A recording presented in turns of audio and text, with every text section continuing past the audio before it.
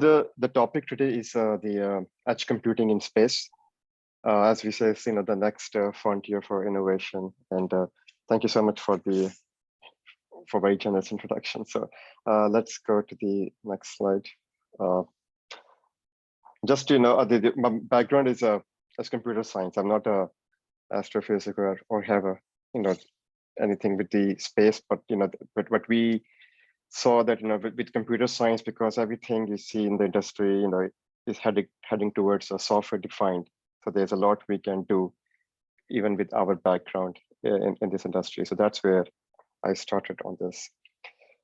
Just a bit of IBM's and no stranger to space.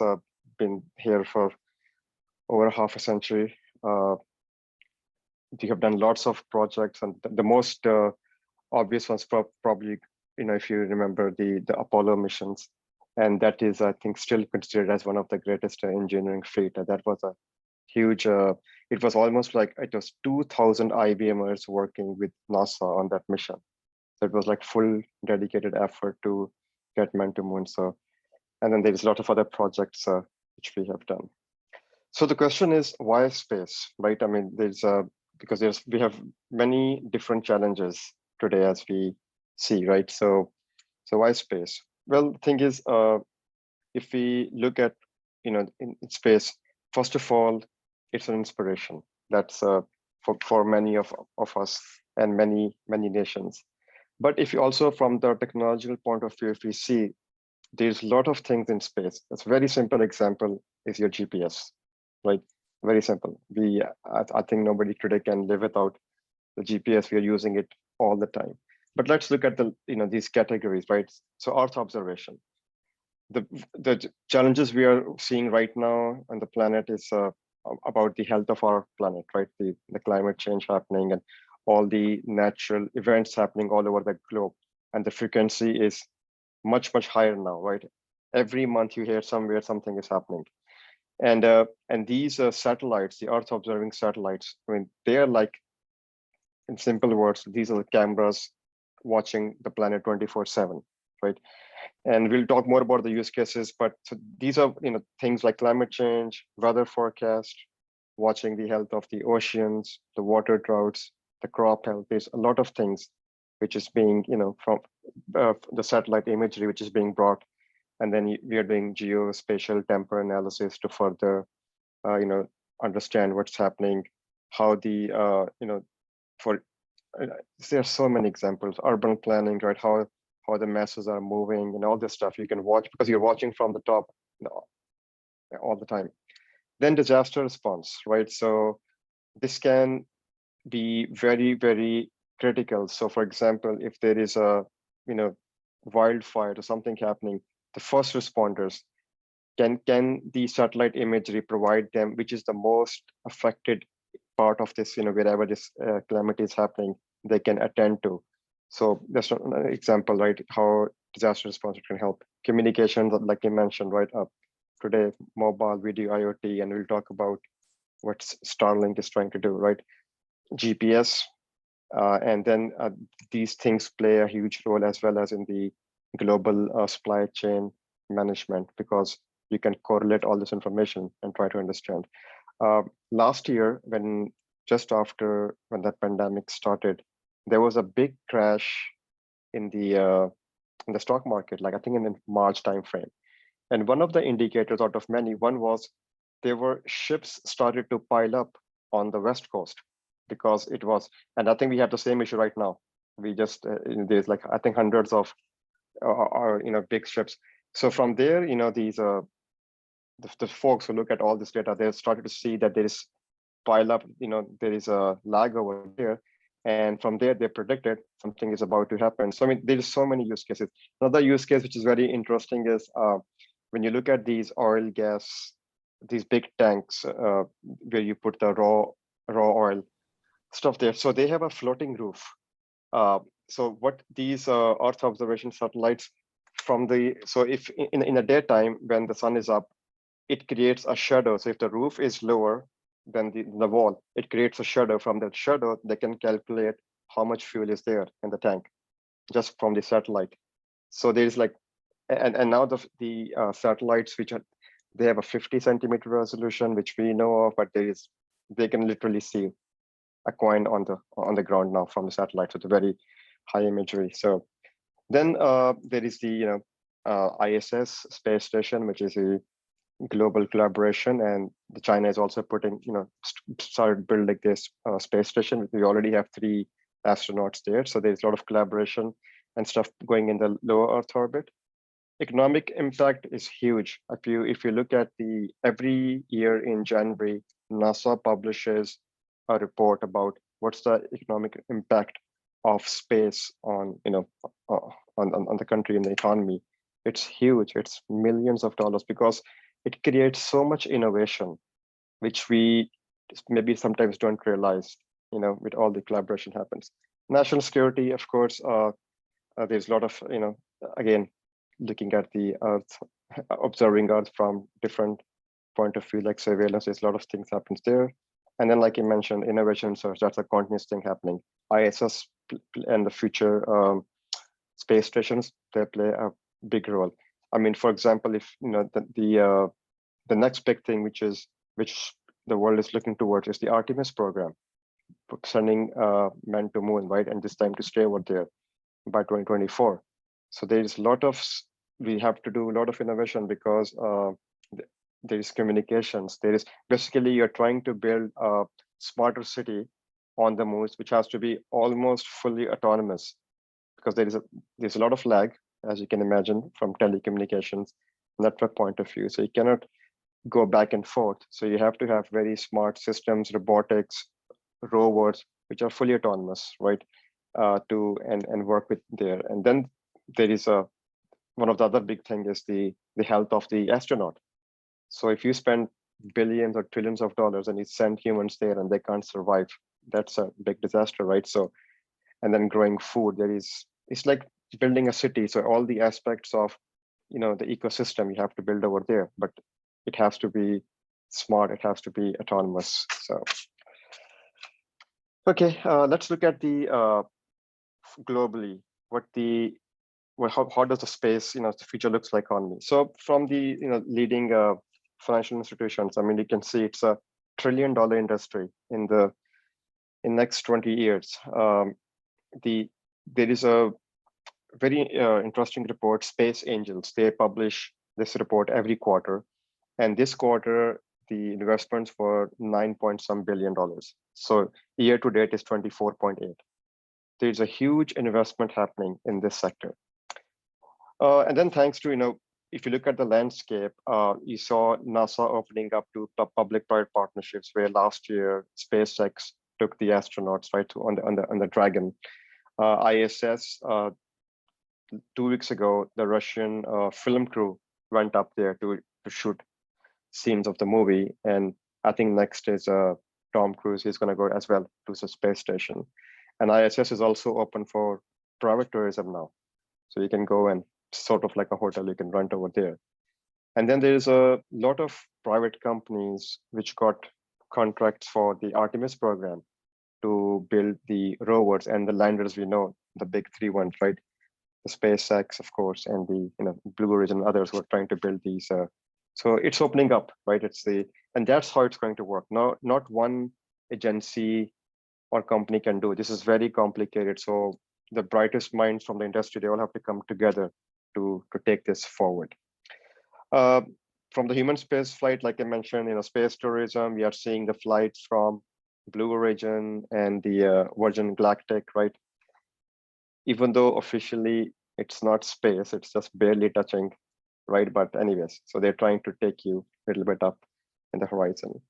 And then we saw this year in September, right? The Inspiration 4, which went up for civilian. Now, from the private commercial launchers, we have the big ones, SpaceX, Rocket Lab, all these things.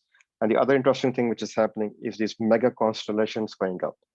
So you probably hear every few weeks that SpaceX is putting these Starlink satellites up in the orbit. And they want to provide the internet connectivity. And I have few folks who are using right now, and it's pretty decent. It's like almost 200 meg speed they're getting. The advantage is So if we are living in the urban areas, right, where we have up to 1 gig speed, it sounds like not a big deal. But if you think about a little bit, you go out of the urban areas and rural areas, the speed drops drastically. And think about if they plan to do a global coverage, and think about all the remote areas, all the research happening on the north and south pole, or all the marine industry, all the air industry, right? They all can connect. And I think Starlink, they already announced last week that they are talking to the air industry now. So next will be easily the marine industry. So everybody in those, I mean, if you have traveled, in 2 years ago, since, before the pandemic, the speed in the plane on internet is like dial up. So if you are, connected to Starlink and you're getting up 15, 20 meg or 30, that's a substantial increase. So that's where this industry is headed, right? These mega constellations from SpaceX, Telesat, all of these companies wants to put up. But that also poses another challenge we'll talk about. But anyways, that's where a lot of innovation is happening. There are companies who wants to put constellations of data centers in the low Earth orbit, like honestly, like a full rack in the orbit. So we'll see, but that's what's happening. Okay, just to give you a bit of a landscape. I mean, last year when I started over here to focus on this, the first thing comes in mind, at least my mind, when we look at space industry. This is like a aeronautical stuff, or you have to be working for all these big space agencies and stuff, or these the Northrop Grumman and Raytheon, all these companies. But when I look at this segmentation in this industry, you can easily see that there is room for, especially if for the computer science programmers, there's a huge room over here to go and innovate. So if you look at this, there are obviously there are the different classes of launch players, large ones, small ones. Then you have the satellite builders, right?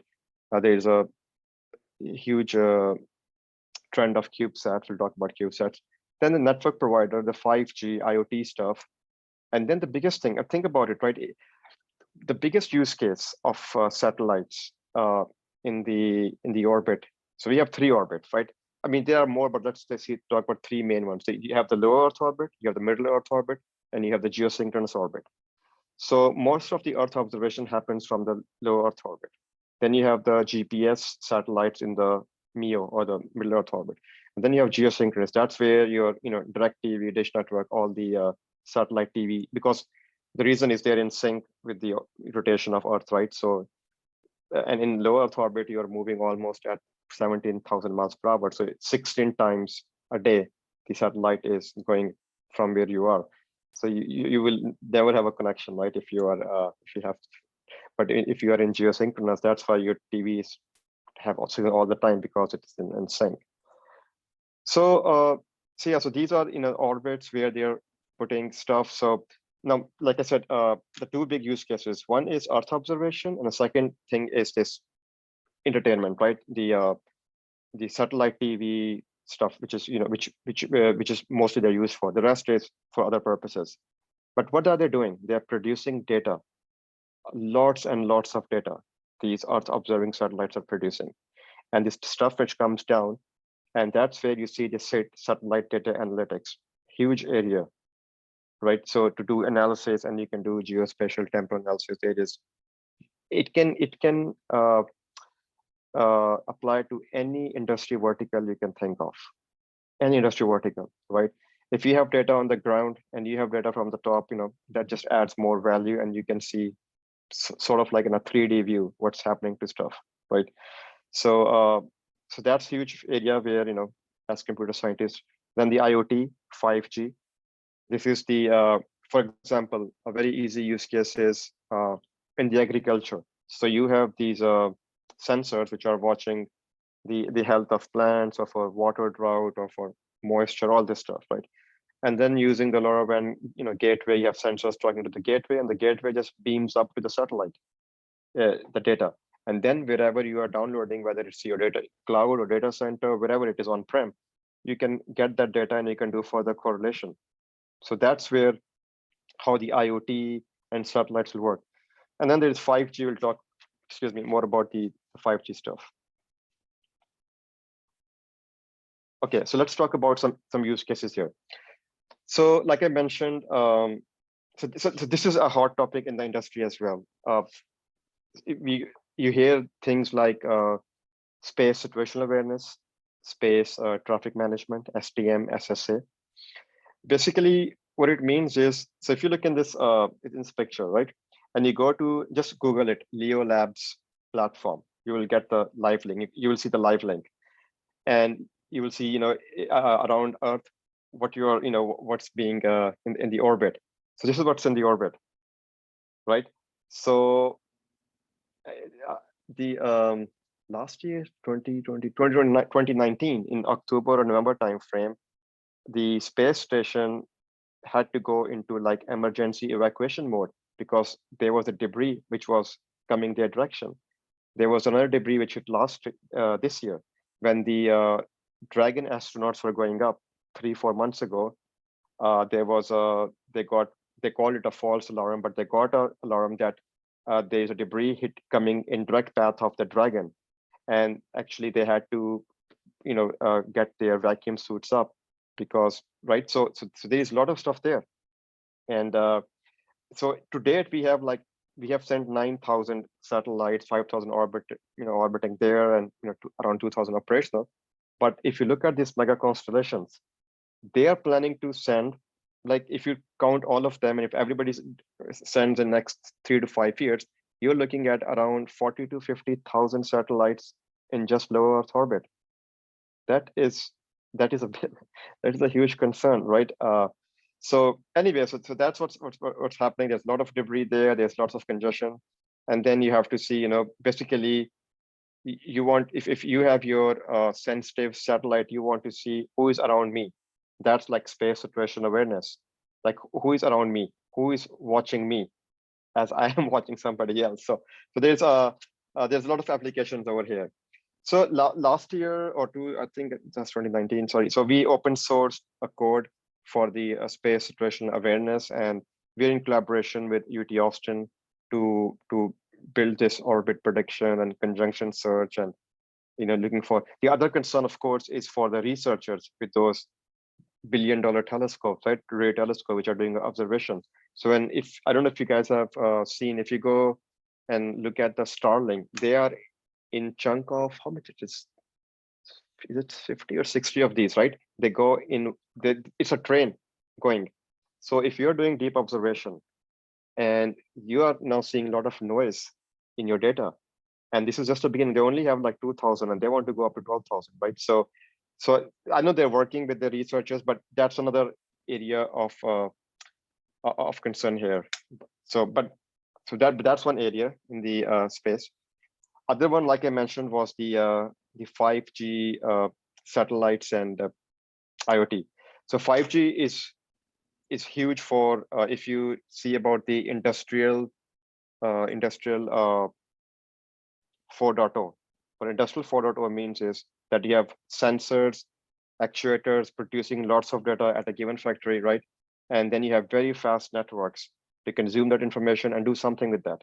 Basically, edge computing. The edge computing means is wherever the data is being produced, you have compute there to process that information.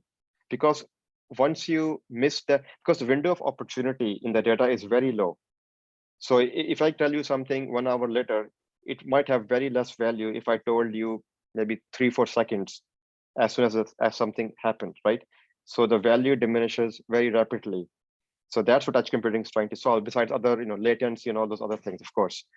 So now with the satellites going up with the 5G, these satellites can act as a backbone, right? So today the backbone is on the terrestrial networks from the big telco companies, right?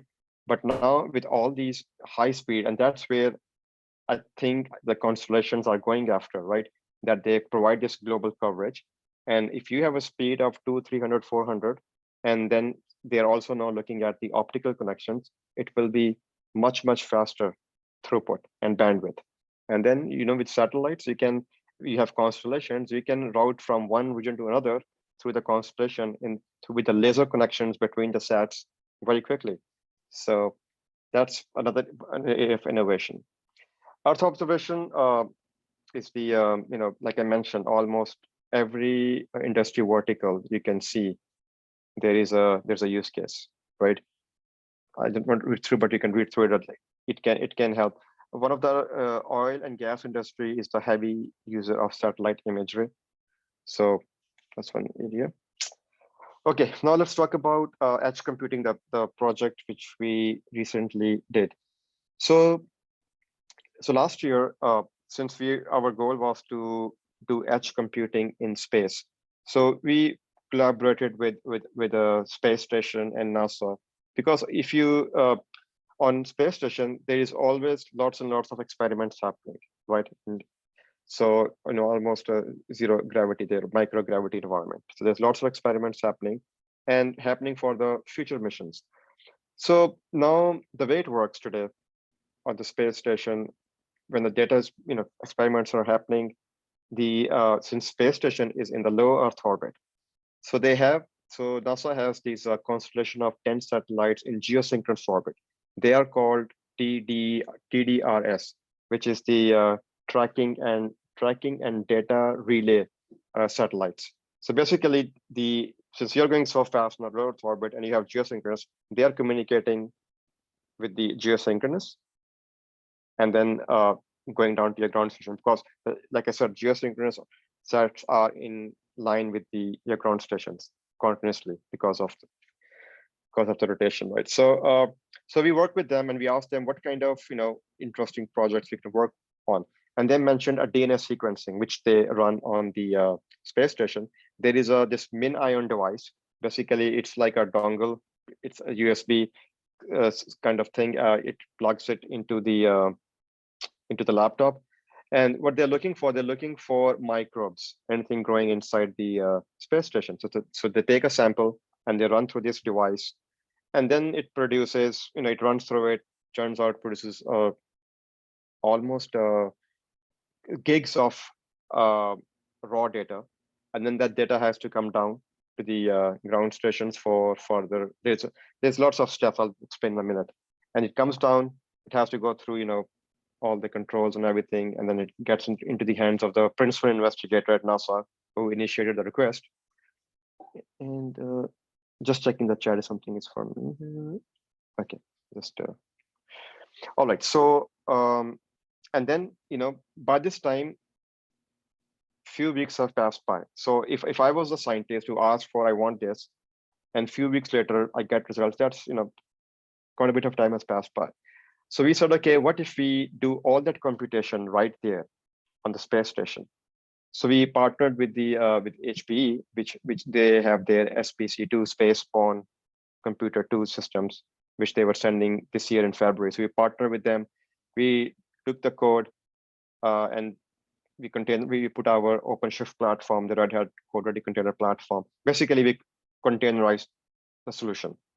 So, to the modern standards, containerized the code, and then we ran on this cube-based platform on the space station. And this whole thing from, the whole run is like around 8 to 12 hours. And literally in a day or two, you have the results. So it was about how we can do computation right there. And there are many other experiments which we're going to look at, but this was the first one. So let me give you a little bit more detail of how this solution works. So space station is a air gap environment. Air gap means nothing goes in, nothing comes out, right? They have very specific ports. That's about it. You cannot have a platform which is trying to hit the internet to download some binaries or something like that. That cannot happen. So you have to build a solution which is built for air gap. So, what it means is it has all the necessary binaries, libraries which are required are already there. Once you install it, that's it, right? You can only touch it if you want to do some upgrade something. And for that also, you will have to upload the binaries. You cannot say, hey, go and get it from me, do a wget or get it from me, right? So on the ground, we have the the cloud connected to the Huntsville, Alabama, at NASA, and that's where the staging systems are, where all the code is pushed and all the testing is done, and the code scans everything. And then from there, it is pushed up to the systems on the space station. And then, like I mentioned, it's connected. There are networks inside. It's connected, And when we just had our first, we have done lots of sample runs in the past since we sent in February, and the systems went live, I think, in May. So in last 3 months, we have done several runs. Everything is working fine. Last 2 weeks ago, they did their first real sample, and now we are just in the queue because the time for astronauts' time on space station, every minute is counted for. So it's just sitting in the priority. As soon as we get our turn, we will be able. The run has been done. We're just waiting for raw data we can access, so we can go through the whole motion from our code and get the results. So this is what it looks like, right? So there are multiple steps. So it's a distributed system. We have a system with GPU and CPU. So base scaling, which is basically taking the raw data and doing conversion, that's the compute intensive step, and that's for which we use a GPU to run through that. That's the most time consuming. Then once the results are, the sequences are created, then it goes through demultiplexing, alignment, analysis. These are all individual containers running on the Q platform. So it goes through all these steps, and then at the end, what they're looking for is a report, and the report is generated. So if you think of it as a black box, right, looking from far, I'm a principal investigator. I put a request in. I want astronaut to take a sample, and they will tell me it's scheduled for, let's say, 2 weeks from now.